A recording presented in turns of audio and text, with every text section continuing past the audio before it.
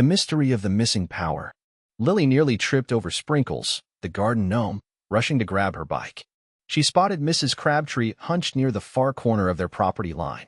Mrs. Crabtree's back was to Lily, but the bright orange extension cord snaking from Mrs. Crabtree's prize-winning petunia patch to their outdoor electrical outlet was unmistakable. Lily frowned. What was she doing? Their outlet?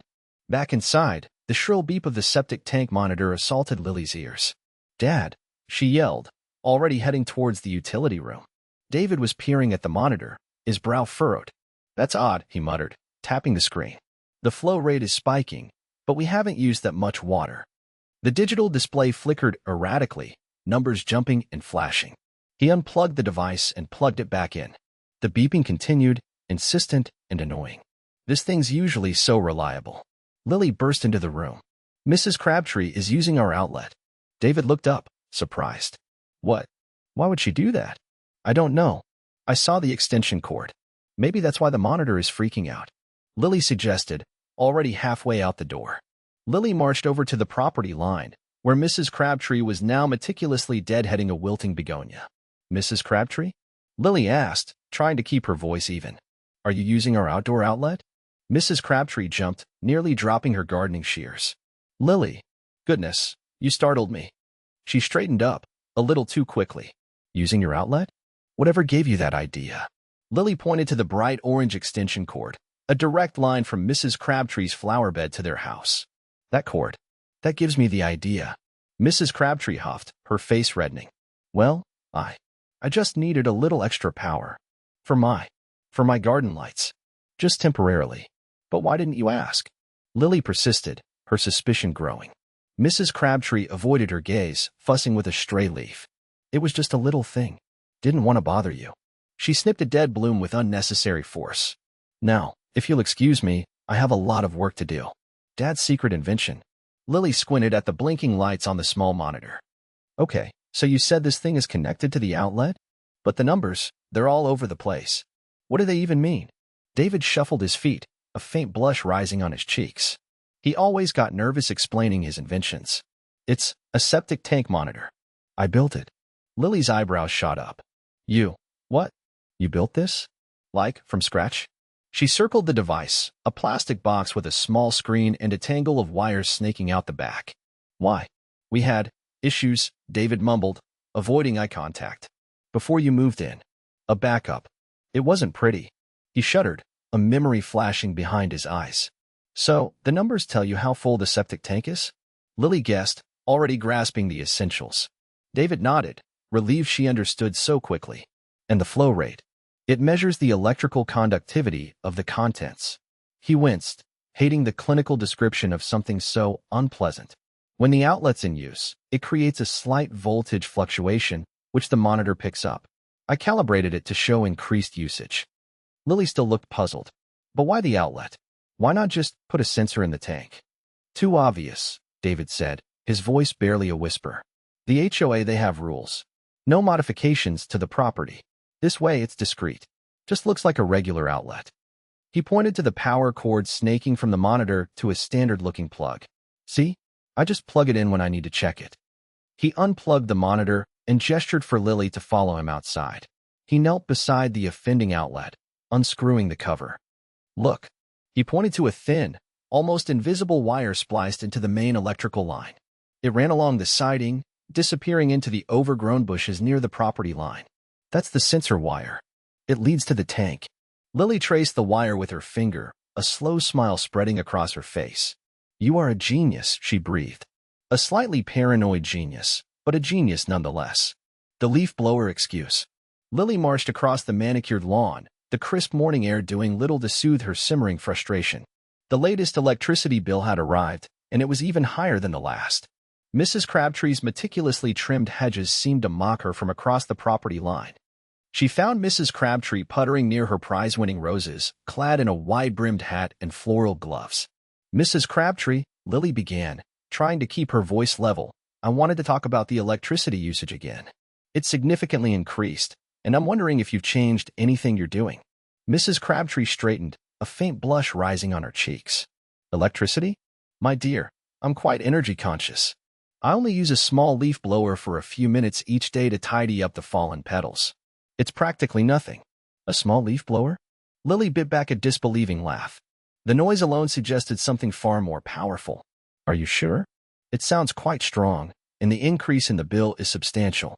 Honestly, Lily, Mrs. Crabtree said, her voice taking on a sharper edge, I think you're exaggerating. Perhaps you should check your own appliances. I assure you, my little blower is hardly the culprit.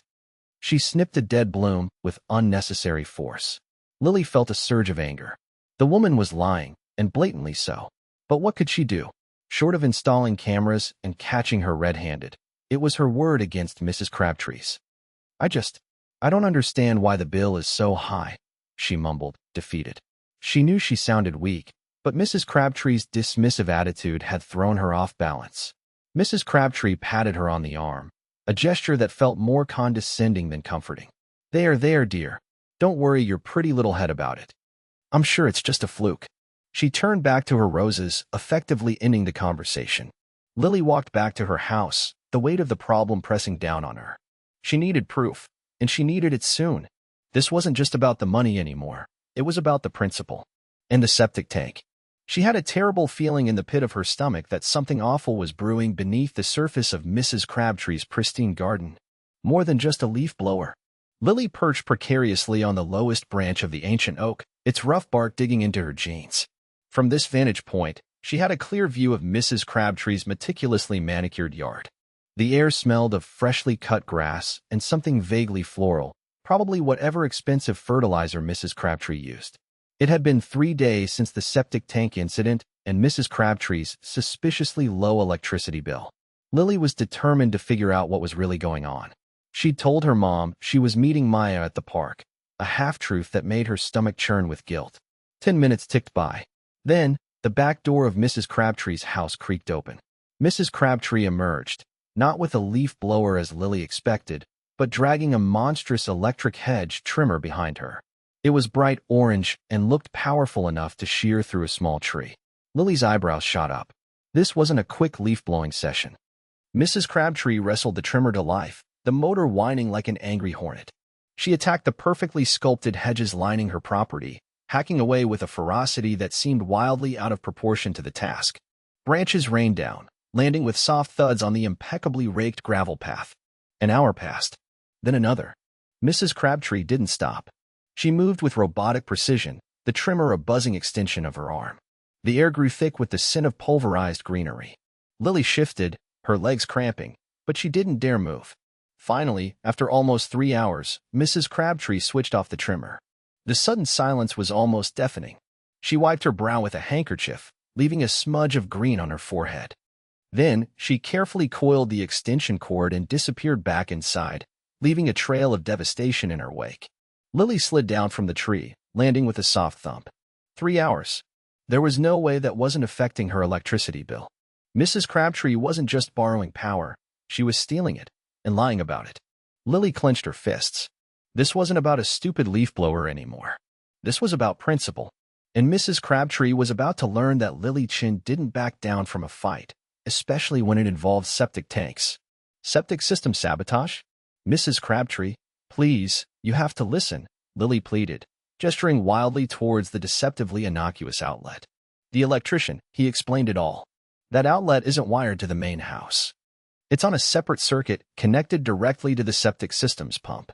When you plug in your gardening tools, it overloads the system. Mrs. Crabtree's floral print blouse seemed to inflate with indignation. Her lips, perpetually pursed, tightened further. That's ridiculous. Utterly preposterous. Are you suggesting I'm causing problems with the community's septic system? Not intentionally. Lily rushed to clarify, the words tumbling out. But every time you use the outlet, it stresses the pump. That's why the backups have been happening. She could practically taste the metallic tang of desperation on her tongue. Mrs. Crabtree huffed, a sound like air escaping a punctured tire. Young lady, I've lived in this community for 20 years. I know how things work. There's no possible way an outdoor outlet could be linked to something as unsavory as the septic system. You're making this up. I'm not. Lily's voice cracked. Ask Mr. Henderson. He saw the electrician too. He knows it's true. Mr. Henderson is easily confused, Mrs. Crabtree dismissed with a wave of her hand, her diamond rings glinting in the afternoon sun. Besides, why would anyone design such a ludicrous system? It makes no sense. She advanced on Lily, her gardening gloves dangling from her wrist like trophies. This is just a ploy to prevent me from using a perfectly legitimate outlet. Perhaps you're jealous of my petunias? They are rather magnificent this year, aren't they? Lily felt a wave of helplessness wash over her. Arguing with Mrs. Crabtree was like trying to move a mountain with a spoon. She could see the doubt hardening in the older woman's eyes, fueled by stubbornness and a deep-seated need to be right. What was going to happen when the septic system backed up again? How much worse would it be if it happened because of Mrs. Crabtree? The thought sent a shiver down her spine. The stinky surprise. The shriek sliced through the quiet of 2:17 a.m., a high-pitched, relentless wail that burrowed into Lily's skull. She bolted upright in bed, heart hammering. It wasn't the smoke alarm. This was different, a more mechanical, insistent sound. "Dad!" she yelled, scrambling out of bed. The stench hit her even before she reached the door, a thick, gagging aroma of sewage and something vaguely chemical. David was already halfway down the hall, flashlight in hand. "Septic alarm," he groaned, pinching his nose. "I knew this thing was trouble." They stumbled outside to a scene of olfactory horror. A geyser of foul-smelling sludge was erupting from the ground near the back of the yard, spraying a greasy film over everything. The alarm, mounted on a pole near the septic tank, blared its obnoxious warning. Lights flickered on in neighboring houses. Mrs. Henderson, her hair in curlers, emerged onto her porch, clutching a fluffy pink robe around herself. "What in the Sam Hill is that god-awful smell?" she shrieked, waving a hand in front of her face. Mr. Peterson, shirtless and bleary-eyed, stomped across his lawn. "Chin, what the heck is going on? It smells like a sewer exploded." Lily cringed. "It's the septic tank, Mr. Peterson. We're trying to figure it out." David was already wading through the muck, muttering about faulty sensors and overloaded systems. He reached the alarm and, after a moment of frantic fumbling, managed to silence its ear-splitting screech. The sudden quiet was almost as jarring. "David, what's going on?" Lily asked, trying not to breathe too deeply. He straightened up, his face grim. "Looks like the pump failed. And the overflow is, well, you see it." He gestured to the spreading pool of unpleasantness. "We need to get this contained before it gets worse." Mrs. Henderson was now joined by several other neighbors, all looking equally disgruntled and holding their noses. The air hung thick with accusation and the unmistakable scent of failure. Lily knew this wasn't just a septic tank problem, it was a neighborhood crisis waiting to happen. And somehow, she had a feeling Karen was going to be involved. Blame game. Mr. Crabtree's face was the color of an overripe plum. He stood on the Chin's porch, hands balled into fists, his voice a low growl that vibrated through the screen door. "Your lifestyle has ruined the septic system." "Ruined it?" Lily stepped forward, her own anger simmering. "Mr. Crabtree, we already told you, we don't know what happened. We're just as surprised as you are." "Surprised? You think I'm stupid?" He spat the words out like pits. "All that foliage, all those projects. You've overloaded the system with God knows what. It's your fault, plain and simple." David emerged from behind Lily, his usual quiet demeanor replaced with a steely resolve. He adjusted his glasses, his gaze unwavering. "That's not true, Mr. Crabtree. We've been careful. We use eco-friendly products. We follow all the guidelines." Crabtree scoffed, a harsh, grating sound. "Guidelines? You think your little garden gnome rules apply to a septic system designed for a normal family, not whatever this is." He gestured wildly at their yard, a tapestry of vibrant colors and whimsical creations. "The HOA is not paying for this. You are responsible." Every last cent. Lily's jaw tightened. "We can't afford that, Mr. Crabtree. We're not even sure it's our fault." "Then maybe you should have thought about that before you turned this place into a botanical nightmare." He jabbed a finger towards Lily, his eyes blazing. "I expect payment. And I expect that jungle to be gone by the end of the week. Or there will be consequences." He turned on his heel, his shoes crunching on the gravel path, leaving Lily and David standing on the porch, the scent of impending rain thick in the air. The injustice of his accusation stung more than the threat of financial ruin. "Data doesn't lie." David cleared his throat, adjusting his glasses. He wasn't comfortable in the spotlight, but he knew his stuff. "Okay, so," he began, gesturing with a wrench he'd inexplicably brought along, "the septic system, it's delicate. The pump relies on a specific water level. Mrs. Crabtree's extensive watering drained the tank faster than it could refill. The pump kept running dry, overheating, until it ceased. He paused, looking at Mrs. Crabtree, who was now sporting a very unbecoming shade of purple. Essentially, you burned it out. Lily stepped forward, holding up a tablet. And the data doesn't lie. Our smart monitor tracks electricity usage. Look at these spikes. Directly correlated with your sprinkler system activation times, Mrs. Crabtree.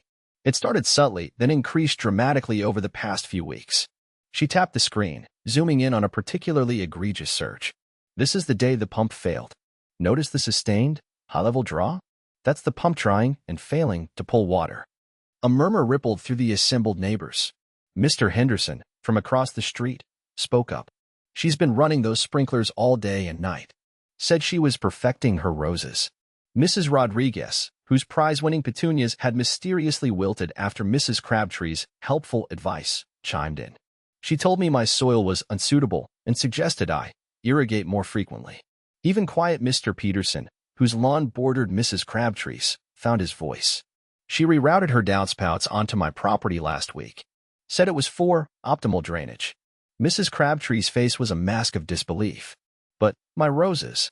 She sputtered, the indignation momentarily outweighing the shame. Lily softened slightly. Mrs. Crabtree, we understand you care about your garden, but you can't disregard the impact on everyone else. The data shows a clear pattern, and David's expertise confirms the cause. We need to find a solution that works for everyone, and that starts with respecting the system's limitations. Peace in the neighborhood. The knock was hesitant, almost timid, a far cry from Mrs. Crabtree's usual authoritative pound. David, already halfway under the house with a wrench, grunted to Lily. See who that is, would you, sweet pea? Lily opened the door to find Mrs. Crabtree, her face a mask of unusual humility. Lily, dear, could I have a word with you and your father? She wrung her hands, her normally rigid posture slumped. David emerged, wiping grease on a rag. Mrs. Crabtree, is everything all right? No, David, everything was not all right. I owe you both an apology. She swallowed hard, her gaze darting between them. I was wrong.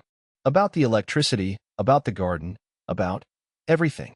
I jumped to conclusions and I was a terrible neighbor. Lily stared, speechless. David, ever the pragmatist, simply raised an eyebrow. I didn't realize the septic system. I feel dreadful. Please, let me pay for the repairs. It's the least I can do. Mrs. Crabtree pulled out a checkbook with trembling hands. David held up a hand. That's not necessary, Mrs. Crabtree. We appreciate the offer, but we can handle it. Just perhaps a little more consideration in the future. Of course. I promise, I'll be better. I'll even bring over some of my prize-winning petunias when they bloom, as a peace offering. The next few days were a flurry of activity.